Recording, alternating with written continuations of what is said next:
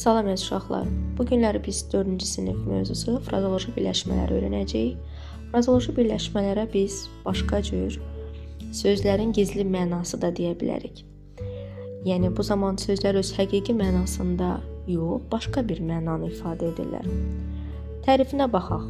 Frazoloji birləşmələr iki və ya daha çox sözün məcazi, yəni gizli, həqiqi olmayan mənada işlənməsidir.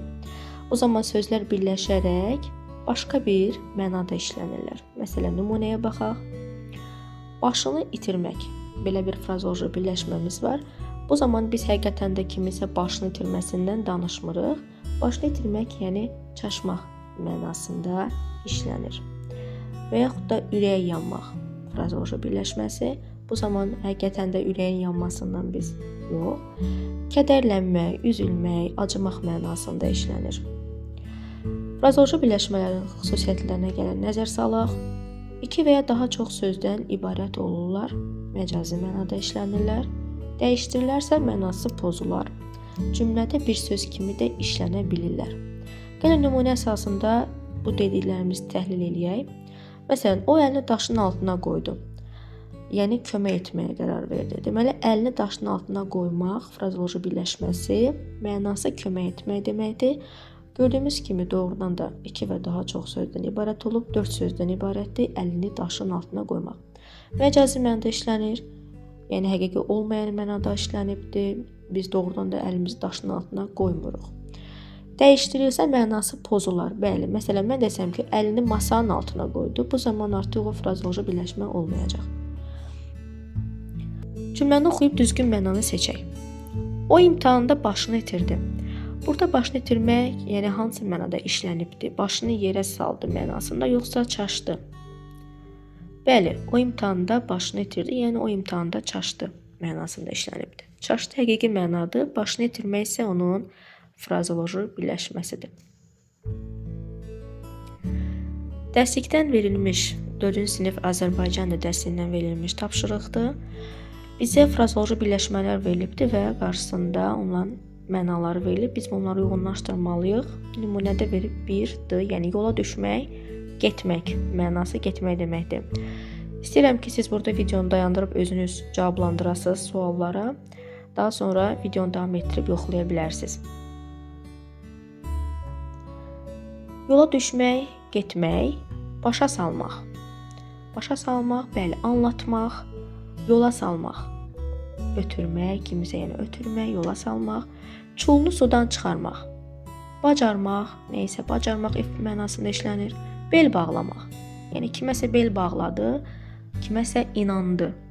Mənası inanmaq deməkdir. Ağzı qıfıllanmaq, yəni susmaq mənasında işlənir. Növbəti dərslikdən verilmiş tapşırığa baxaq. Gözə dəymək, özündən çıxmaq, əldən düşmək, ürəyi düşmək. Bu frazoloji birləşmələri biz bir sözlə ifadə eləməliyik. Nümunədə özləri verib qulaq asmaq, dinləmək. Burada da istəyirəm videonu dayandırasınız. Digər sözləri də, birləşmələri də bir sözlə əvəz edəsiniz və videonu davam etdirib yoxlaya bilərsiniz. Gəlin indi cavablarınızı yoxlayaq. Gözə dəymək, bəli, görünmək. Özündən çıxmaq, əsəbləşmək deməkdir. Əldən düşmək, yorulmaq, ürəyə düşmək, qorxmaq. Yəni bu cür biz onları bir sözlə ifadə edə bilirik. Növbəti kitabdakı, dərslikdəki tapşırıq. Feilləri uyğun frazoloji birləşmələrlə əvəz edib cümlələri köçürün. Burada da videonu dayandırıb özünüz əvvəlcə baxa bilərsiniz, çalışmaya diqqətlə cavablandıra bilərsiniz. Sonra cavablarınızı yoxlaya bilərsiniz. Məsələn, baxaq, ustalar günün sonuna qədər işlərini bitirdilər. Bitirdilər, biz onu başqa cür frazoloji birləşmə olaraq başa çatdırdılar. Ustalar günün sonuna qədər işlərini başa çatdırdılar. Bitirdilər həqiqi mənadadır, başa çatdırmaq isə frazoloji birləşməlidir, yəni məcazi mənada işlənir. Müəllim ev tapşırıqlarına nəzər saldı. Bu zaman nəzər salmaq artıq frazoloji birləşmədir, amma müəllim ev tapşırıqlarına baxdı, bu artıq həqiqi mənadır. Koroğlunun nərəsindən dağ-daş titrədi. Titrədi, bəli, həqiqi mənadır, amma lərzəyə gəldi, artıq bu frazoloji birləşmə olacaq. Arif kənddəki dostlarını tez-tez yada salır. xatırlayır, həqiqi mənadır, frazeoloji birləşmə olaraq biz onu yada salır kimi işlədə bilərik. Aşağıdakı birləşmələrdən biri ilə cümlə qurun. Məsələn, aslan ürəkliyə belə bir cümlə qurdum. Azərbaycanın aslan ürəkli igidləri çoxdur. Siz də digər istədiyiniz bir birləşməni götürüb cümlə qura bilərsiniz. Rəy bölməsində yazarsınız, mən də oxuyacağam. Və belə bir nəticəyə gəlmək olar ki, uşaqlar, frazeoloji birləşmələr bizim dilimizdə nə üçün lazımdır? Bizim dilimizdə nitqimizə nə qatır? Təbii ki, nitqimizi gözəlləşdirir, sözlərə rəng qatır və məcazi mənanı öyrədir.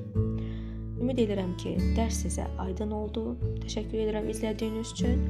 Digər dərs videomuzda görüşmək ümidi ilə.